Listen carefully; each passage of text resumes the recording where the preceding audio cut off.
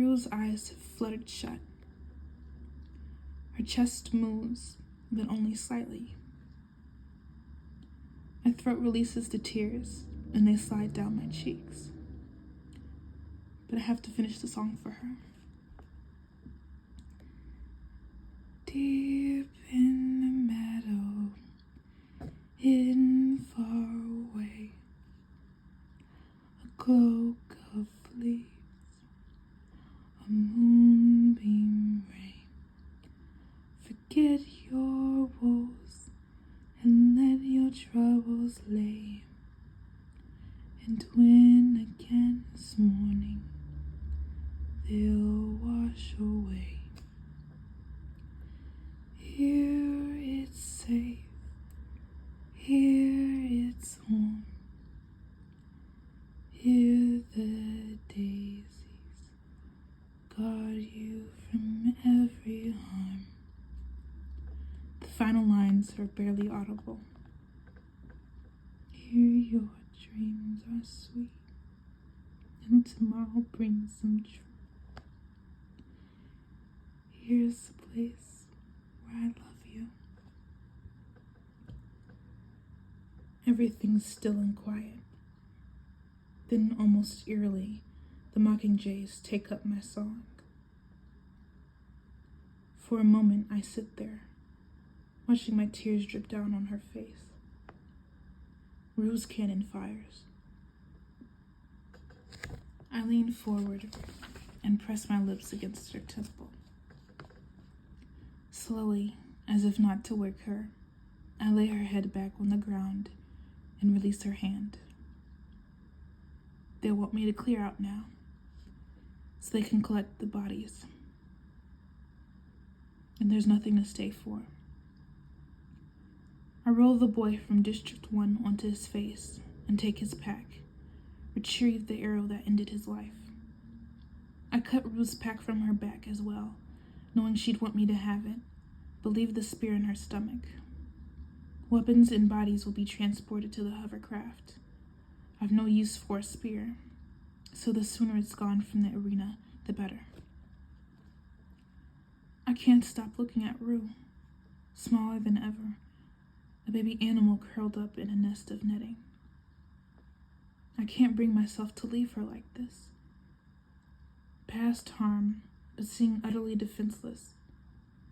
To hate the boy from District 1, who also appears so vulnerable in death, seems inadequate. It's the capital I hate for doing this to all of us. Gil's voice is in my head. His ravings against the capital no longer pointless, no longer to be ignored. Rue's death has forced me to confront my own fury against the cruelty, the injustice they inflict upon us. But here, even more strongly than at home, I feel my impotence. There's no way to take revenge on the capital. Is there? Then I remember Peter's words on the roof. Only I keep wishing I could think of a way to show the capital they don't own me, that I'm more than just a piece in their games. And for the first time, I understand what he means. I want to do something right here, right now, to shame them, to make them accountable, to show the capital that whatever they do or force us to do, there's a part of every tribute they can't own. That Rue was more than a piece in their games, and so am I. A few steps into the woods grows a bank of flowers. Perhaps they are really weeds of some sort, but they have blossoms in beautiful shades of violet and yellow and white. I gather up an armful and come back to Rue's side. Slowly, one stem at a time, I decorate her body in the flowers, covering the ugly wound, wreathing her face, weaving her hair with bright colors. They'll have to show it, or even if they choose to turn the cameras elsewhere at this moment, they'll have to bring them back when they collect the bodies, and everyone will see her then, and know I did it. I step back and take a last look at Rue. She could really be asleep in that meadow after all. Bye-bye, Rue, I whisper.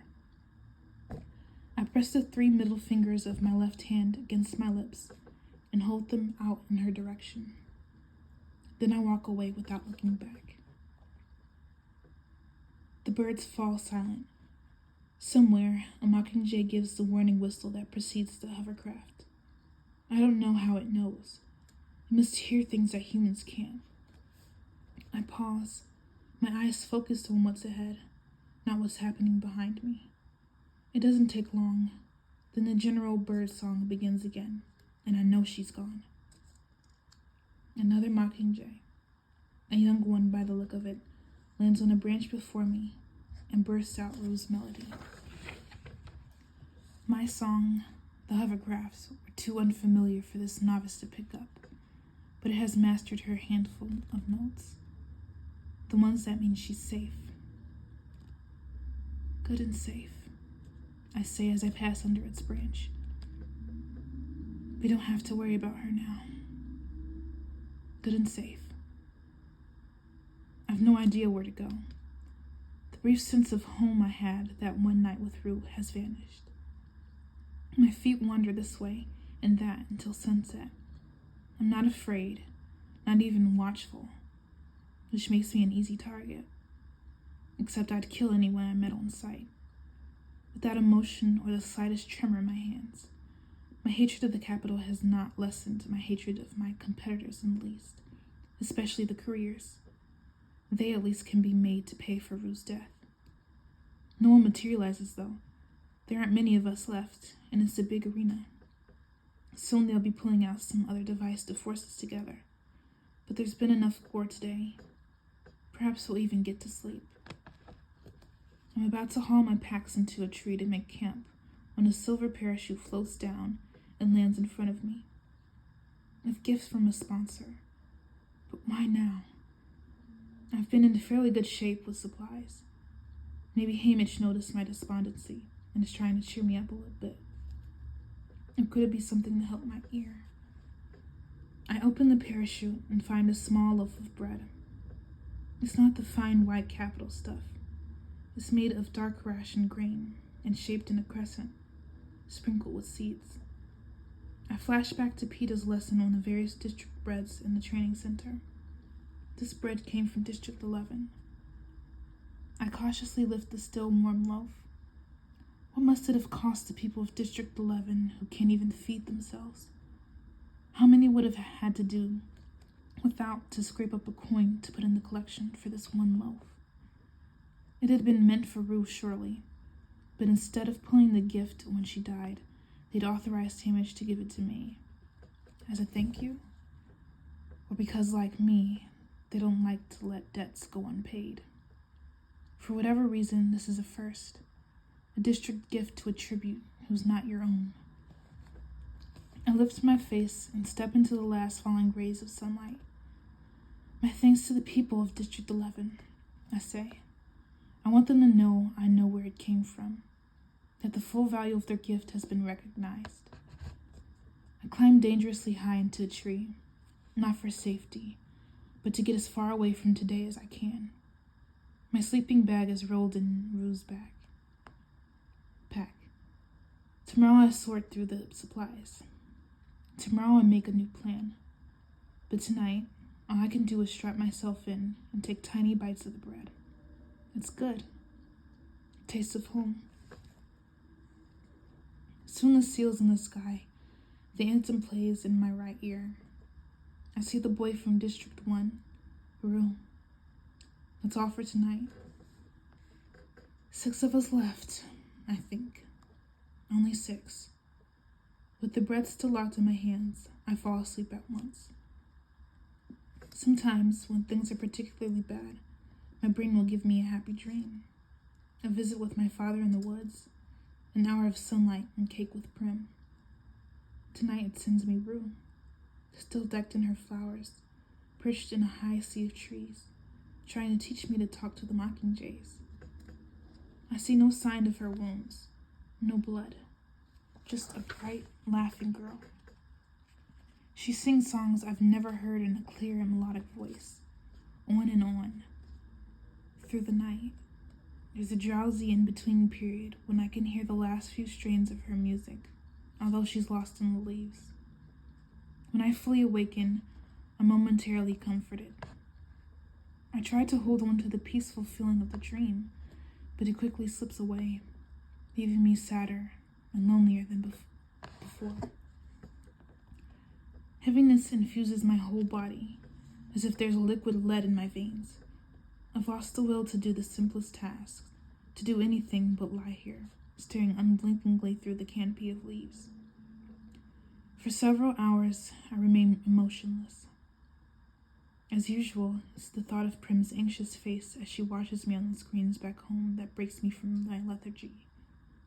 I give myself a series of simple commands to follow. Like, now you have to sit up, Katniss. Now you have to drink water, Katniss. I act on the orders with slow, robotic motions. Now you have to sort the packs, Katniss. Rue's pack holds my sleeping bag, her nearly empty water skin, a handful of nuts and roots, a bit of rabbit, her extra socks, and her slingshot. The boy from District 1 has several knives, 2 spare spearheads, a flashlight, a small leather pound, a first aid kit, a full bottle of water, and a pack of dried fruit. A pack of dried fruit! Out of all he might have chosen for me. To me, this is a sign of extreme arrogance. Why bother to carry food when you have such a bounty pack at camp? When you will kill your enemy so quickly, you'll be home before you're hungry. I can only hope the other couriers traveled so lightly when it came to food, and now find themselves with nothing. Speaking of which, my own supply is running low. I finish off the loaf from District 11 and the last of the rabbit. How quickly the food disappears. All I have left are Rue's roots and nuts, the boy's dried fruit, and 1 strip of beef. Now you have to hunt, Katniss, I tell myself. I obediently consolidate the supplies I want in my pack. After I climb down the tree, I conceal the boy's knives and spearheads in a pile of rocks so that no one can use them. I've lost my bearings, what with all the wandering around I did yesterday evening, but I try and head back in the general direction of the stream. I know I'm on course when I come across Rue's 3rd unlit fire. Shortly thereafter, I discover a flock of grizzlings perched in the trees and take out 3 before they know what hit them. I return to Rue's signal fire and start it up, not caring about the excessive smoke. Where are you, Cato? I think as I roast the birds in Rue's roots. I'm waiting right here.